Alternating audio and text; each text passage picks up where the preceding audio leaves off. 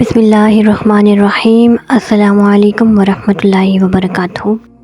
دوستو، ہم لوگ عرب کے اسلام لانے سے پہلے عرب کے جو حالات تھے ان پر بات کر رہے تھے پچھلی ویڈیوز میں، تو آج بھی اسی سلسلے میں بات کریں گے کہ عرب کے مذاہب کون کون سے تھے، کون کس کی پوجا کرتا تھا اور کس کا کیا ایمان تھا۔ آج ہمارا ٹاپک یہ ہوگا، اور ویڈیو کا آغاز کرنے سے پہلے آپ سب سے ریکویسٹ ہے کہ چینل کو سبسکرائب کرنا مت بھولیے گا، اور ویڈیو اگر پسند آ جائے تو لائک کیجیے اور شیئر کیجیے۔ تھینک یو سو مچ۔ آئیے آج کی ویڈیو کی جانب چلتے ہیں کہ عرب میں اسلام سے پہلے مختلف مذہب تھے۔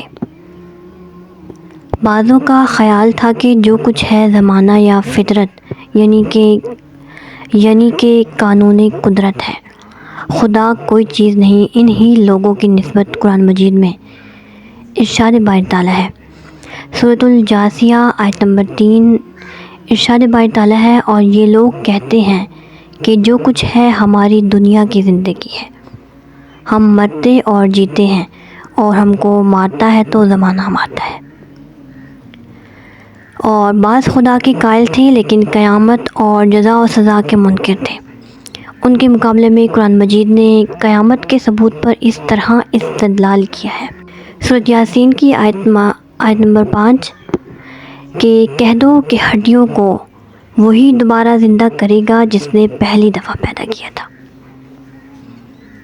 دوستو، بعض خدا اور جزا و سزا کے بھی قائل تھے لیکن نبوت کے منکر تھے۔ ان کا ذکر آیت میں ارشاد ہے، سورۃ الفرقان آیت نمبر 1، اور کہتے ہیں کہ یہ کیسا رسول ہے کہ کھاتا پیتا ہے اور بازار میں چلتا پھرتا ہے۔ اور اسی طرح سورہ بنی اسرائیل کی آیت نمبر 11 کہتے ہیں کہ کیا خدا نے آدمی کو پیغمبر بنا کر بھیجا ہے۔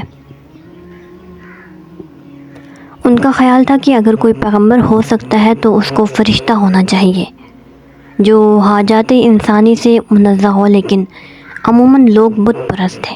وہ بتوں کو خدا نہیں سمجھتے تھے بلکہ کہتے تھے کہ خدا تک پہنچنے کے وسیلے ہیں۔ یہ تمام تر تفصیل ملل نحل شہرستانی میں مذاہب عرب کے ذکر میں ہے۔ سورۃ الزمر آیت نمبر 1 میں ارشاد باری، اور ہم ان بتوں کو صرف اس لیے پوجتے ہیں کہ ہم کو خدا سے قریب کر دیں۔ دوستو، قبیلہ حمیر جو یمن میں رہتا تھا آفتاب پرست تھا۔ کنانا چاند کو پوجتے تھے، اور قبیلہ بنی تمیم اور بران کی عبادت کرتے تھے۔ اسی طرح قیس و شورا کے قبیلے اسد و وطارد کی اور لحم جذام حشتری پرستش کرتے تھے۔ مشہور بتوں اور ان کے پوجنے والوں کے نام بھی میں آپ لوگ ساتھ شیئر کروں گی کہ لات جو بت تھا اس کو ثقیف قبیلے والے جو تھے وہ اس کو پوجتے تھے، اور عزا یہ مکہ معظمہ میں تھا، اور قریش و کنانہ اس کی پوجا کرتے تھے۔ منات جو مدینہ منورہ میں تھا، اوس و خزرج اور غسان اس کی پوجا کرتے تھے۔ اس کے بعد ود جو کہ دومت الجندل میں اس کا مقام تھا، اور اسے بنی کلب والے جو وہ تھے پوجا کرتے۔ سوا، یغوث اور یعوق جو کہ سوا تھے وہ حزیل اس کی پوجا کرتے تھے، اور یغوث جو تھے مزہج اور قبائل یمن والے اس کی پوجا کرتے، اور یعوق بت کی ہمدان قبیلے والے اس کی پوجا کرتے۔ دوستو، سب سے بڑا بت ہبل تھا جو کعبہ کی چھت پر منصوب تھا۔ قریش لڑائیوں میں اس کی جے پکارتے تھے۔ عرب میں بت پرستی کا بانی ایک شخص عمرو بن الحوی تھا۔ اس کا اصلی نام ربی بن حارثہ تھا۔ عرب کا مشہور قبیلہ خزاع اسی کی نسل سے ہے۔ عمرو سے پہلے جرہم کعبہ کے متولی تھے۔ عمرو نے لڑ کر جرہم کو مکہ سے نکال دیا اور خود حرم کا متولی ہو گیا۔ وہ ایک دفعہ شام کے کسی شہر میں گیا، وہاں کے لوگوں کو بت پوجتے دیکھا تو پوچھا کہ ان کو کیوں پوجتے ہو؟ انہوں نے کہا یہ حاجت روا ہے، لڑائیوں میں فتح دلاتے ہیں، قحط پڑتا ہے تو پانی برساتے ہیں۔ عمرو نے چند بت ان سے لے لیے اور لا کر کعبہ کے آس پاس قائم کیے۔ کعبہ چونکہ عرب کا مرکز تھا، اس لیے تمام قبائل میں بت پرستی کا رواج ہو گیا۔ ان میں سب سے قدیم بت مناتا تھا۔ یہ سمندر کے کنارے قدید کے قریب نصب تھا۔ اوس اور خزرج یعنی مدینہ کے لوگ اسی پر قربانی چڑھاتے تھے، اور جب کعبہ کا حج کر کے آتے تو احرام یہیں اتارتے تھے۔ حذیل اور خزاع بھی اسی کی پوجا کرتے تھے۔ دوستو، یہ تمام تر تفصیل معجم بلدان ذکر منات میں ہے۔ یاقوت حموی نے معجم البلدان یعنی کہ ذکر مکہ میں لکھا ہے کہ عرب میں بت پرستی کی عام اشاعت کی وجہ یہ کہ قبائل عرب جو تمام اطراف سے حج کو آتے تھے، واپس جاتے ہوئے حرم کے پتھروں کو اٹھا لیتے تھے اور ان کو اصنام کعبہ کی صورت پر تراش کر ان کی عبادت کرتے تھے۔ عرب میں رہنے والے تقریباً سب کے سب بت پرست تھے، لیکن اس کے ساتھ یہ اعتقاد ان کے دل سے کبھی نہیں گیا کہ اصلی خدائے برتر اور چیز ہے، اور وہی تمام عالم کا خالق ہے۔ اس خالق اکبر کو وہ اللہ کہتے تھے۔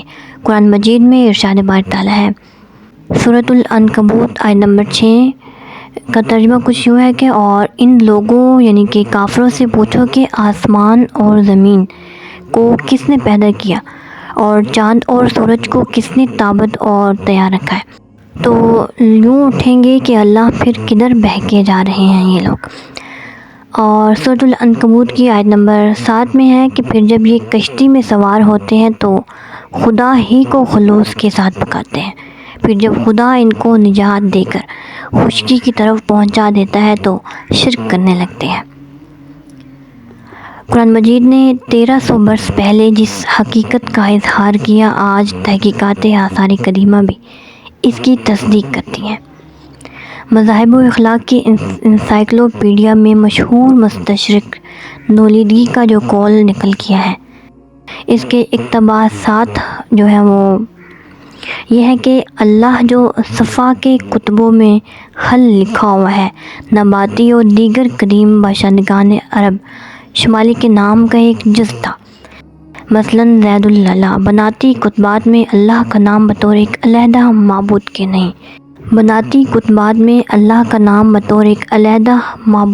ملتا، لیکن صفا کی کتاب میں ملتا ہے۔ متاخرین مشرکین میں اللہ کا نام نہایت عام ہے۔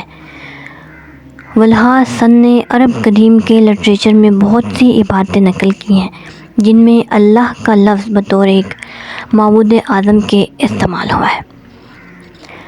نباتی کتبات میں ہم بار بار کسی دیوتا کا نام پاتے ہیں جس کے ساتھ اللہ کا لقب شامل ہے۔ اس سے ولہا سن نے یہ نتیجہ نکالا ہے کہ اللہ کا لقب جو پہلے مختلف معبودوں کے لیے استعمال ہوتا تھا، رفتہ رفتہ بعد کے زمانے میں صرف ایک عظیم ترین معبود کے لیے بطور علم کے مخصوص ہو گیا۔ نصرانیت اور یہودیت اور مجوسیت، اگرچہ ان زمانہ اور مدت کا تعین مشکل ہے، لیکن یہ تینوں مذہب ایک مدت دراز سے عرب میں رائج ہو چکے تھے۔ علامہ ابن قتیبہ نے معارف میں لکھا ہے کہ قبائل ربیہ غسان نصرانی تھے۔ قزاعتہ میں بھی اس مذہب کا اثر پایا جاتا تھا۔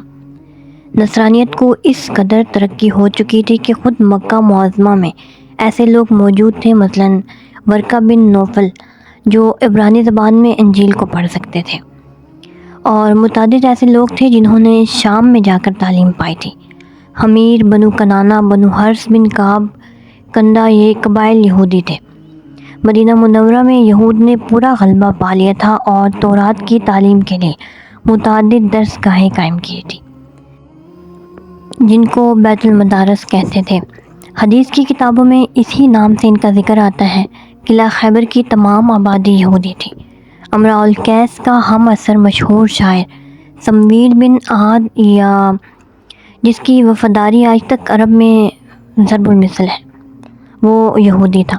اہل کتاب کی روایتیں مکہ معظمہ میں اس قدر رواج پا چکی تھی کہ حضور علیہ الصلوۃ والسلام پر جب قرآن مجید نازل ہوا اور اس میں بنی اسرائیل کے واقعات ذکر ہوتے تھے تو کفار بدگمانی کرتے تھے کہ کوئی یہودی یا عیسائی آپ کو سکھاتا ہے۔ قرآن مجید میں سورۃ النحل آیت نمبر 24 میں ارشاد باری تعالیٰ ہے، اور ہم جانتے ہیں کہ وہ یہ کہتے ہیں کہ محمد صلی اللہ علیہ وآلہ وسلم کو کوئی آدمی سکھاتا ہے۔ قرآن مجید میں اس خیال کا ابطال بھی کر دیا ہے، جس کی تفصیل مناسب وقت پر میں آپ لوگوں کے ساتھ شیئر کروں گی۔ قبیلہ تمیم مجوسی تھا۔ زرارہ تمیمی نے جو اس قبیلے کا مشہور رئیس تھا، اسے بنا پر اپنی بیٹی سے شادی کر لی تھی۔ گویا اس پر اس کی مذمت ہوئی۔ اقرا بن حالبس بھی مجوسی تھا۔ تو دوستو، مذہب حنیفی دین ابراہیمی کا ام الاصول توحید خالص تھی۔ زمانے کے امتداد اور جہالت کے شور سے یہ اصول اگرچہ شرک آلود ہو گیا تھا، یہاں تک کہ خود خانہ خدا میں بتوں کی پوجا ہوتی تھی، تاہم بالکل فنا نہیں ہو سکتا تھا۔ عرب میں کہیں کہیں اس کا دھندلا سا نشان نظر آتا تھا۔ جو لوگ صاحب بصیرت تھے، ان کو یہ منظر نہایت نفرت انگیز معلوم ہوتا تھا کہ انسان عاقل جماد الیعقل کے سامنے سر جھکائے۔ اس بنا پر بت پرستی کی برائی کا خیال بہتوں کے دل میں آیا، لیکن اس کا تاریخی زمانہ حضور علیہ السلام کی بعثت سے کچھ ہی پہلے شروع ہوتا ہے۔ ابن اسحاق نے لکھا ہے کہ ایک دفعہ کسی بت کے سالانہ میلے میں ورقہ بن نوفل، عبداللہ بن حجش، عثمان بن الحریث، زید بن عمرو بن نفیل شریک تھے۔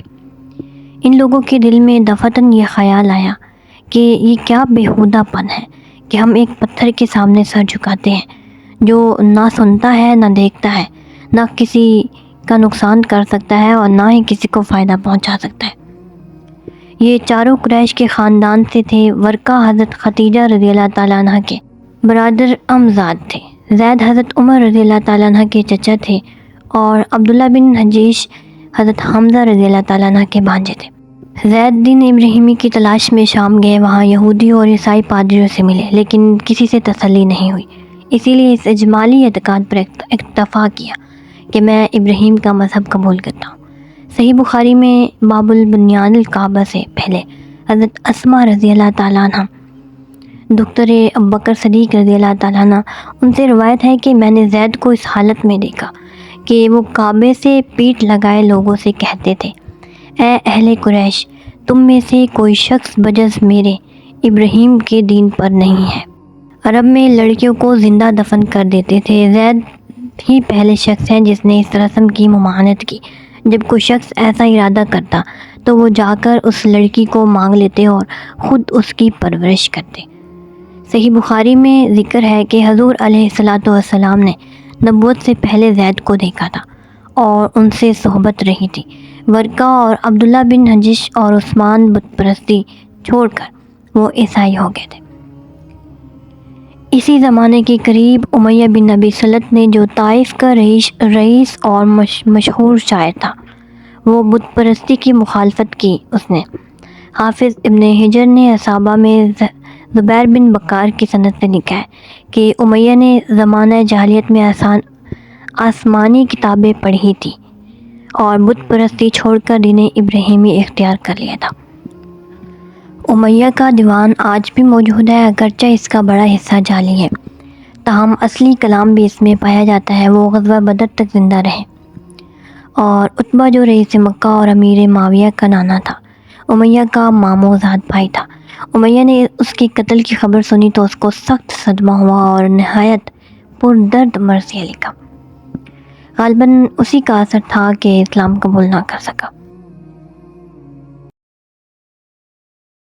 شمائل میں ہے کہ ایک دفعہ ایک صحابی حضور علیہ السلام کے ہم ردیف تھے۔ انہوں نے امیہ کا ایک شعر پڑھا۔ حضور علیہ السلام نے فرمایا، اور انہوں نے 100 شعر پڑھے۔ ہر شعر کے ختم ہونے پر آپ علیہ السلام فرماتے جاتے تھے کہ اور اخیر میں آپ صلی اللہ علیہ وآلہ وسلم نے فرمایا کہ امیہ مسلمان ہوتے ہوتے رہ گیا۔ ابن ہشام نے بت پرستی کی مخالفت کرنے والوں میں انہی چاروں کا نام لکھا ہے، لیکن اور تاریخی شہادتوں سے ثابت ہوتا ہے کہ عرب میں اور متعدد اہل نظر پیدا ہو گئے تھے جنہوں نے بت پرستی سے توبہ کی تھی، اور ان میں سب سے زیادہ مشہور شخص عرب کا نامور خطیب قیس بن سعادۃ الایادی تھے۔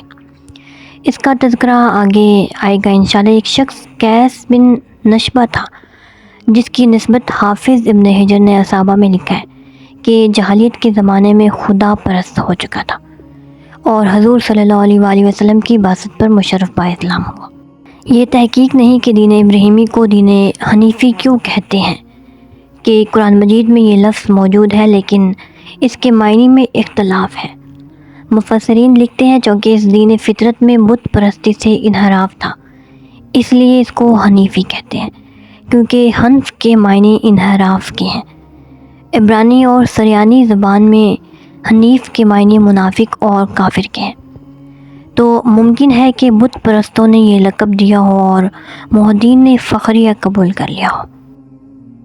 یہ امر اکثر روایتوں سے ثابت ہے کہ عرب اور خصوصاً مکہ اور مدینہ میں متعدد اشخاص بت پرستی کے منکر ہو گئے تھے اور ملت ابراہیمی کی جستجو میں تھے، اور یہ اس لیے کہ مجدد ملت ابراہیمی کے ظہور کا وقت قریب آ گیا تھا۔ ان چند راہ طلب اور حقیقت جو اشخاص کے وجود کی بنا پر مصنفین یورپ کہتے ہیں کہ مذہب صحیح اور توحید خالص کا رواج عام عرب میں اسلام سے پہلے بھی موجود تھا، لیکن اگر یہ صحیح ہے تو یہ حیرت انگیز بات ہے کہ اسلام کے ظہور پر اس قدر کیوں ہنگامہ برپا ہوا بھی۔ دوستو، عرب میں تمام مشہور مذاہب موجود تھے، یہودیت بھی، نصرانیت بھی، مجوسیت بھی اور حنیفیت بھی، اور عقلی بلند پروازی کی معراج الحاد بھی، لیکن ان سب کا نتیجہ کیا تھا؟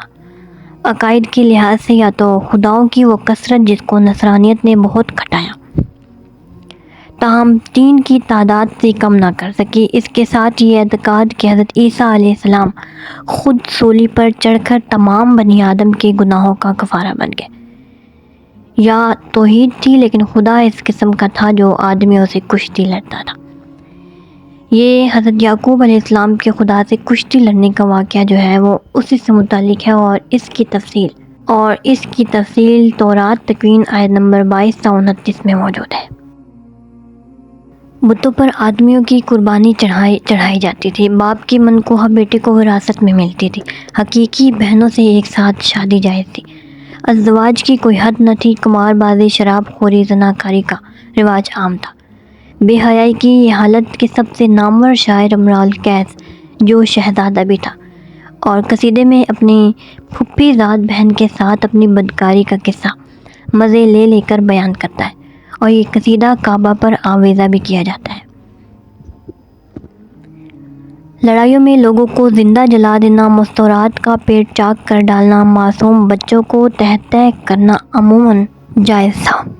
عیسائیوں کے بیان کے مطابق عرب قبل اسلام تمام مذاہب میں سب سے زیادہ عیسائیت سے متاثر تھا، تاہم اس اثر کا کیا نتیجہ تھا اس کو خود عیسائی مورخین کی زبان سے سننا چاہتے ہیں۔ ایک عیسائی مورخ لکھتا ہے، عیسائیوں نے عرب کو 500 برس تعلیم و تلقین کی، اس پر بھی خال خال عیسائی نظر آتے تھے، یعنی بنو حارث نجران میں، بنو حنیف یمامہ میں اور کچھ بنی طے میں عیسائی تھے، باقی خیریت۔ بالآخر عرب کو حیث المذہب دیکھے تو اس کی سطح پر عیسائیوں کی ضعیف کوششوں کی کچھ خفیف سی موجیں لہراتی نظر آتی ہیں، اور یہود کی قوت بھی کبھی بڑی شدت سے طغیانی کرتی تھی، لیکن بت پرستی اور بنو اسماعیل کے بیہودہ اعتقادات کا دریا ہر سمت سے جوش مارتا ہوا کعبہ سے آ کر ٹکراتا تھا۔ تو یہ حالت صرف عرب کے ساتھ مخصوص نہ تھی بلکہ تمام دنیا میں یہی تاریکی چھائی ہوئی تھی۔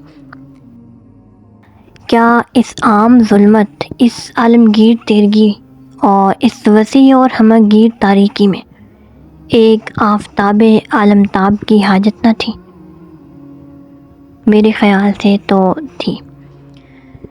تو آئی ہوپ کہ آج کی ویڈیو آپ لوگ کو پسند آئی ہوگی۔ چینل کو سبسکرائب کرنا مت بھولیے گا اور سپورٹ کرتے رہیں۔ تھینک یو سو مچ۔ اللہ حافظ۔